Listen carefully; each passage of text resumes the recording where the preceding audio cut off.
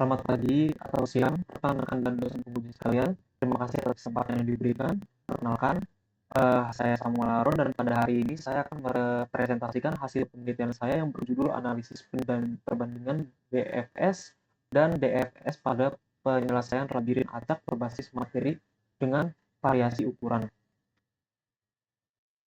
Presentasi hari ini terbagi ke dalam 6 bagian utama, dengan yang pertama yaitu latar belakang mengenai penelitian ini, kemudian tujuan dari penelitian ini, kemudian metodologi yang mencakup pembangkitan labirin serta karakteristik data dasar BFS dan DFS, kemudian eksperimen yang dilakukannya, kemudian hasil dan analisis yang sudah kita lakukan, kemudian kesimpulan dari penelitian yang sudah saya praktikkan.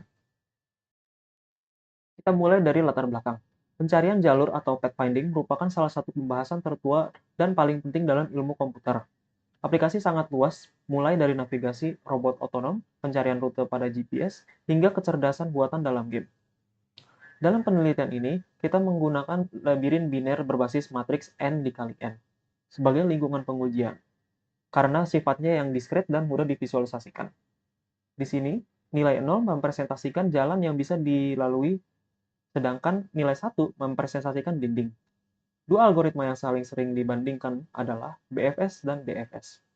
Secara teori, keduanya memiliki kompleksitas waktu yang sama, yaitu big O V plus E. Namun, dalam implementasi praktisnya, cara mereka mengeksplorasi ruang pencarian sangatlah berbeda. Inilah alasan mengapa perbandingan empiris diperlakukan. Kemudian tujuan. Tujuan utama penelitian ini adalah menganalisis perbandingan performa empiris antara BFS dan DFS. Cara kuantitatif dengan memvariasikan ukuran labirin mulai dari yang sangat kecil yaitu 5 kali 5 hingga yang cukup besar yaitu 100 kali 100. Ada 3 kontribusi paling penting dari penelitian ini. Pertama, memberikan analisis perbandingan kuantitatif berdasarkan 5 metrik penting. Kedua, mengidentifikasikan bagaimana sifat algoritma pembangkit labirin mempengaruhi performa relatif keduanya. Dan ketiga, memberikan panduan rekomendasi yang praktis bagi para pengembang untuk memilih algoritma yang paling sesuai berdasarkan masalahnya. Sekarang kita masuk ke metodologi. Untuk pengujian yang adil, labirin acak yang kita gunakan dibangkitkan menggunakan randomized prime algorithm. Varian ini menghasilkan apa yang disebut perfect maze. Secara matematis, perfect maze memiliki struktur graf berupa spanning tree. Karakteristik utamanya adalah hanya terdapat satu jalur unik saja yang menghubungkan setiap pasangan sel di dalam labirin. Ini adalah poin yang sangat penting, dikarenakan hanya ada satu jalur unik dari titik 0 ke finish, yaitu N-1, N-1. Maka panjang jalur yang dihasilkan oleh BFS maupun DFS akan selalu identik. Dengan kata lain, metrik panjang jalur dan optimalitas tidak akan menjadi perbedaan efisiensi pada jenis labirin ini. Perbedaan performa murni akan dinilai dari metrik waktu, penggunaan memori, dan jumlah node yang dikunjungi selama proses pencarian rute tersebut. Kemudian di sini ada lanjutan metodologi yaitu perbandingan BFS dengan DFS. Pertama, BFS mengeksplorasi graf secara level order atau melebar. Algoritma ini menggunakan struktur data antrean FIFO lewat pustaka collections.tq pada Python. Keunggulan utama BFS adalah jaminan menemukan jalur terpendek pada graf tidak berbobot.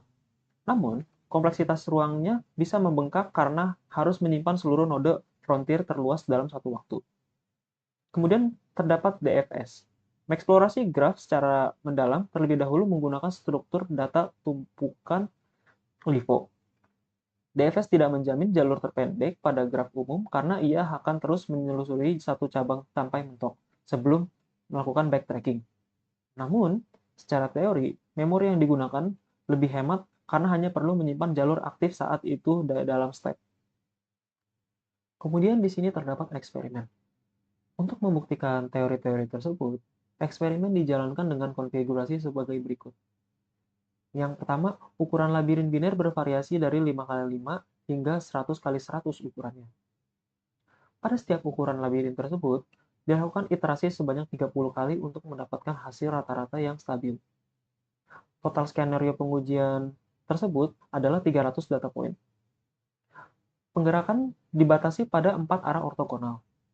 Dan metrik utama yang kami catat meliputi waktu eksekusi dalam waktu milidetik, kemudian jumlah node yang dikunjungi, kemudian panjang jalur solusi, dan memori puncak dalam kilobit.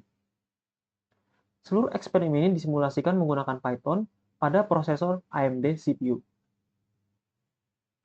Kemudian di sini terdapat hasil visualisasi jalur, di mana pada slide ini menampilkan visualisasi real dari pengujian pada labirin berukuran 10x10. Kita mulai dari penjelasan gambar paling kiri, di mana itu menunjukkan labirin asli hasil pembangkitan frame. Kemudian pada gambar tengah menunjukkan visualisasi pencarian BFS berwarna biru, dan yang gambar paling kanan menunjukkan visualisasi DFS berwarna merah. Di sini kita dapat lihat bersama-sama bahwa rute akhir yang ditemukan oleh kedua algoritma adalah sama persis karena strukturnya spanning tree. Namun, perhatikan area berwarna biru muda pada BFS dan merah muda pada DFS. Area tersebut menunjukkan sel-sel yang harus dikunjungi atau diperiksa oleh algoritma sebelum menemukan rute akhir. Dan di sini, BFS terlihat sudah mengeksplor hampir ke seluruh penjuru labirin secara merata, di mana sedangkan DFS, dia hanya perlu mengeksplor sebagian kecil lorong secara acak hingga langsung menemukan jalur akhir atau rute akhir. Perbedaan area arsiran inilah yang melandasi perbedaan efisiensi performa mereka.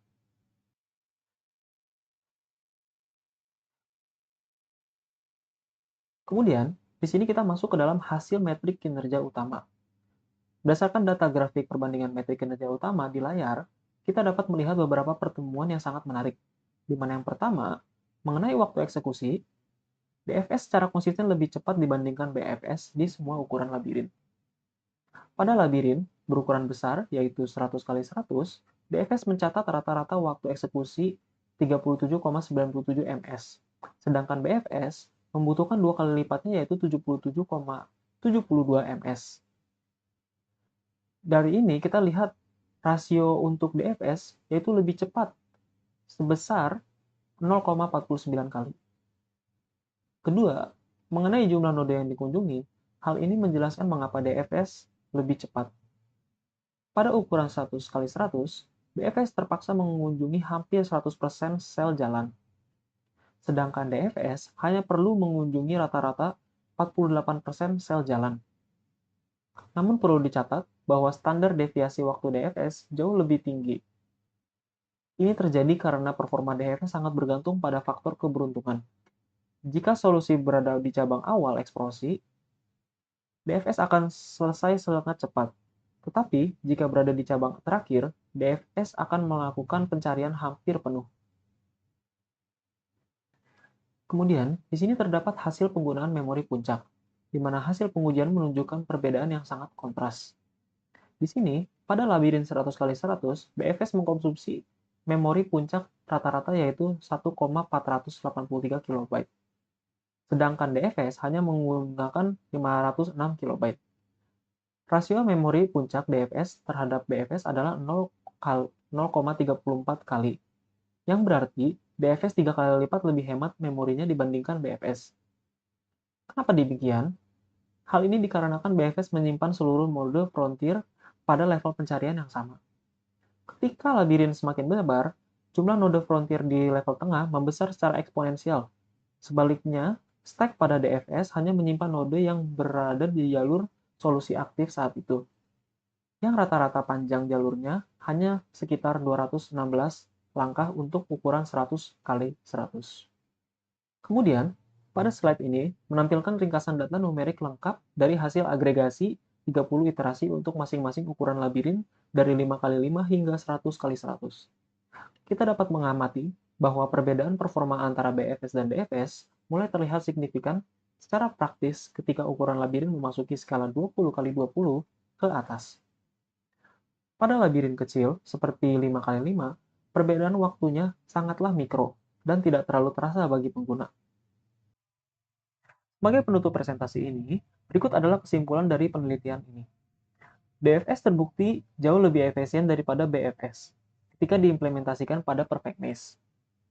DFS unggul 40% sampai 60% lebih cepat dan 3 kali lipat lebih hemat untuk memori. Kemudian, jaminan optimalitas DFS sebesar 100% pada penelitian ini dikarenakan bersifat spesifik karakteristik perfect maze yang hanya memiliki satu jalur, yang dimana pada graf umum, optimalitas DFS tidak dijamin. Kemudian, selanjutnya BFS menawarkan prediktabilitas performa yang jauh lebih stabil dan variasi standar deviasi yang kecil dibandingkan DFS.